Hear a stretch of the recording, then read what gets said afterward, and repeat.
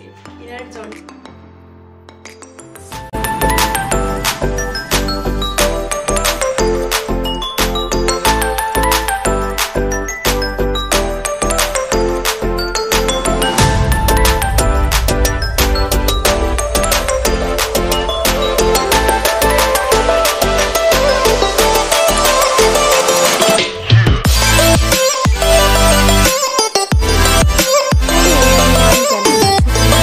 আশা করছি সকলে খুব ভালো আছো।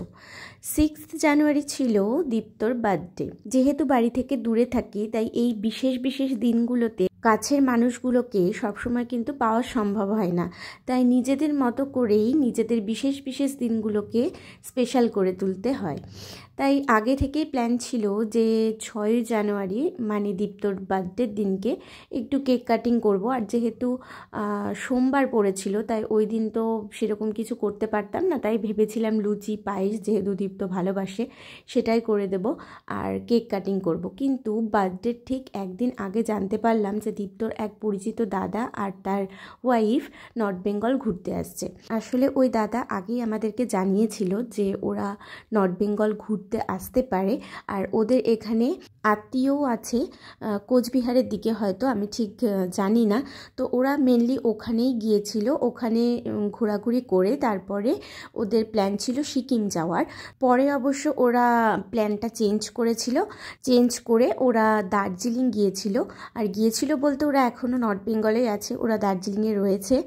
আর আমরা বার্থডের ঠিক আগের দিন জানতে পারি যে দাদা আর বৌদি বার্থডের ঠিক আগের দিনকে আমাদের বাড়িতে আসছে। তো আমি দীপ্তকে বললাম যে যেহেতু আমরা নিজের মানুষজনকে নিয়ে সেভাবে কোনো সুন্দর দিন পালন করতে পারি না, মানে হয়ে ওঠে না, সুযোগ হয়ে ওঠে না, সেই জন্য আমি ওকে ফোর্স করলাম যে রাত 12টার সময় কেকটা কাটতে, কারণ দাদা আর বৌদি পরের দিনই কিন্তু বেরিয়ে যেত। তো সেই জন্য আমি বললাম যে যেহেতু ওরা চলে যাবে তাই জন্য যদি রাত 12টার সময় আমরা কেকটা কাটি তাহলে সবাই মিলে মজা হবে খুব। তো দীপ্তও রাজি হয়ে গেল। যেহেতু ওর বার্থডের আগের দিন ছিল রবিবার, তো আমার তো ওই দিন ক্লাস করানো থাকে ড্রয়িংয়ের, তো সেই দিন সারাটা দিন আমার ব্যস্ততার মধ্যে দিয়েই কেটেছে। আর যেহেতু দাদা বৌদি আসবে তো ঘরদোরও একটু পরিষ্কার করেছিলাম, তারপরে রান্না ছিল, সমস্ত কিছু নিয়ে আমি একটু ব্যস্তই হয়ে পড়েছিলাম, তো সেইভাবে ভিডিও করতেও পারিনি। যাই হোক, তারপরে রাতের বেলা আমরা চলে গিয়েছিলাম একটু কেক আনতে। রাতের বেলা ঠিক নয়, সন্ধ্যার সময় কেক নিয়ে, গোপালের জন্য একটু ফুল নিয়ে, আর পায়েস ডেকোরেশন করব বলে একটু গোলাপ ফুল নিয়েছিলাম। তারপরে গোপালের জন্য একটু মিষ্টি নিয়ে আমরা বাড়ি তাড়াতাড়ি ফিরে আসি, কারণ দাদারা তখন ফোন করছিল যে ওরা রাস্তায় রয়েছে। ওদের আস্তে আস্তে সন্ধ্যা হয়ে গিয়েছিল। তারপরে আমি মোটামুটি সমস্ত কিছু রেডি করেই বাজারে গিয়েছিলাম, কারণ ওরা সারাটা দিন জার্নি করে আসছিল, তো খাবার আমি যাতে ওদেরকে তাড়াতাড়ি দিতে পারি সেই জন্য আমি সমস্ত কিছু রেডি করেই মোটামুটি গেছি। এসে শুধু আমি জিনিসগুলোকে বানিয়ে ফেলেছিলাম।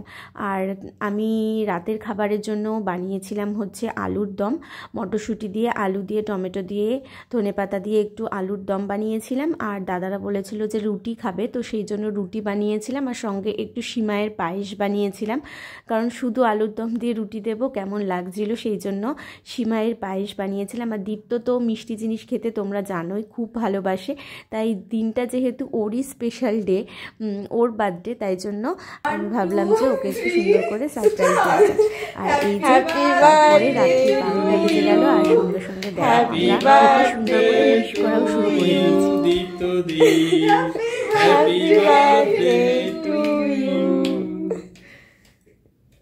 শুভ জন্মদিন, 27 বছর পরিপূর্ণ করে 28 বছরে পদার্পণ করলো। দেখতে দেখতে আরো এরকমই আরো দীর্ঘ পথ এগিয়ে চলবে।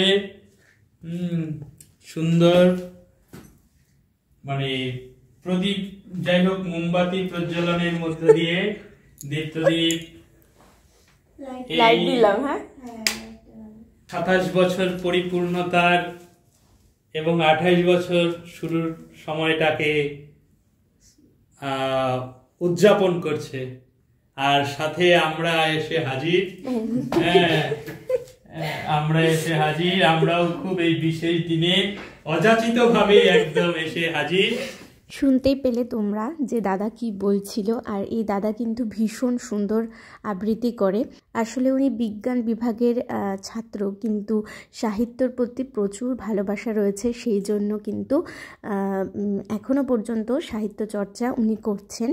আর আমরা কিন্তু সেই দিন রাতে কেক কাটিং করার পরে প্রায় 1:30টা অবধি গল্প করেছি, আবৃত্তি আসর বসে গেছিলো, তো ভীষণ ভালো লেগেছে। তারপরে আমরা কিছু ছবি টবিও তুলেছি। আর এই যে দেখো, দাদাও একটু দীপ্তকে কেক খাইয়ে দিচ্ছিল, আমিও খাইয়েছি, বৌদিও খাইয়েছে। তো অনেক দিন পরে এইরকম কাছের মানুষদের পেয়ে কিন্তু খুবই ভালো লেগেছে। আর ওই চকলেট আমি একটা দীপ্তর জন্য এনেছিলাম, আর দাদারাও আসার সময় লাড্ডু, চকলেট এনেছে, লজেন্স এনেছিল, সেগুলোও কিন্তু খুব সুন্দর করে আমি সাজিয়ে দিয়েছিলাম। পরের দিন সকালবেলা উঠে যথারীতি আবার সেই আড্ডা হচ্ছিলই, আর সাথে সাথে কাজও তো চলছিলই। তো আমি সকালবেলায় দাদাদেরকে চা, বিস্কিট আর সঙ্গে একটু বাটার পাউরুটি টোস্ট করে দিয়েছিলাম। তারপরে যেহেতু দাদারা নিরামিষ খায়, ওরা বরাবরই নিরামিষ খায়, সেই জন্য কিন্তু আমি সমস্ত আয়োজন নিরামিষই করেছিলাম। আর ওই দিন আমাদেরও নিরামিষ ছিল, কারণ সোমবার তো আমরা নিরামিষই খাই। তো সেই জন্য আমি সমস্ত সবজি দিয়ে একটা ভেজ ডাল করেছিলাম, আর আলু, মটরশুঁটি, টমেটো দিয়ে আর পনির দিয়ে একটা তরকারি করেছিলাম, সঙ্গে একটু চাটনি করেছিলাম, আর গুড়ের পায়েস করেছিলাম। তারপরে দাদাদের খেতে দিয়েছিলাম। তারপর দাদারা বেরিয়ে গিয়েছিল, ওরা দার্জিলিং চলে গিয়েছিল।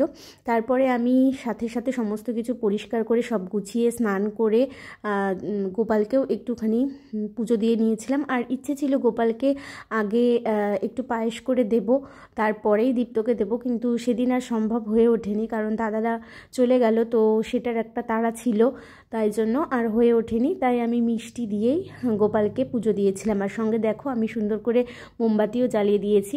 আর এটা না আমাদের বরাবর বাড়িতে হয়ে আসছে যে গোপালকে বা ঠাকুরের সামনে আগে আমরা জন্মদিনে মোমবাতি জ্বালাই। তো সেই রকমই কিন্তু গোপালের সামনে সুন্দর করে আমি মোমবাতি জ্বালিয়ে দিয়েছিলাম। আর দীপ্তকে দিয়েছিলাম একটা জামা, যেটা আমার মা দীপ্তকে জন্মদিন উপলক্ষে গিফট করেছে।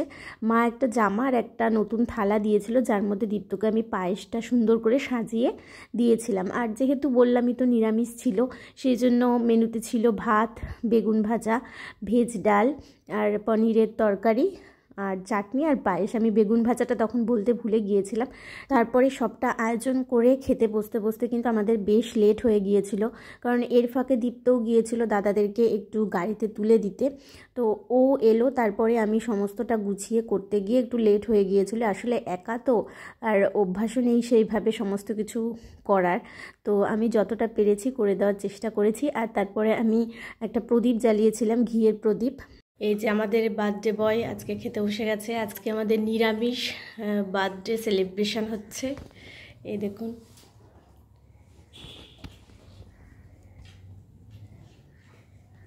নিরামিষে আমার বর বেশি করে খাই, তাকে এক বাটি মিষ্টি আর এক থালা পায়েস দিয়ে দিয়েছি, তাতেই খুশি হয়ে গিয়েছে। এই যে উকি ঝুঁকি মারছে আমাদের এখানে। এই যে একটা পাখি এসেছে, জানলায় কাছে গেলে উড়ে যাবে পাখি।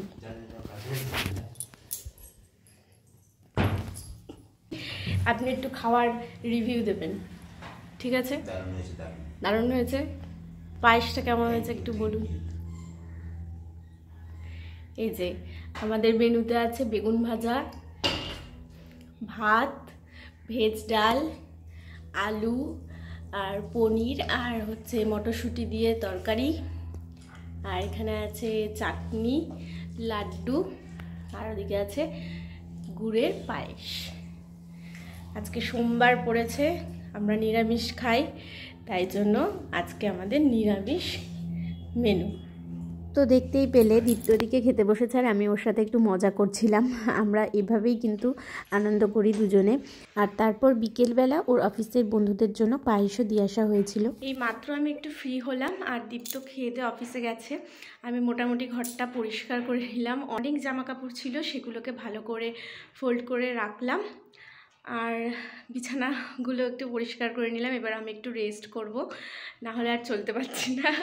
যাই হোক, শুনতেই পেলে আমি কি বললাম, কারণ সারাটা দিন খাটাখাটনির পর তো একটু রেস্ট নিতে ইচ্ছে করছিল ভীষণ। দাদারা যে চকলেটগুলো এনেছিল সেখান থেকে একটা চকলেটও খেলাম, আর তারপর একটু ঘুমিয়ে পড়েছিলাম।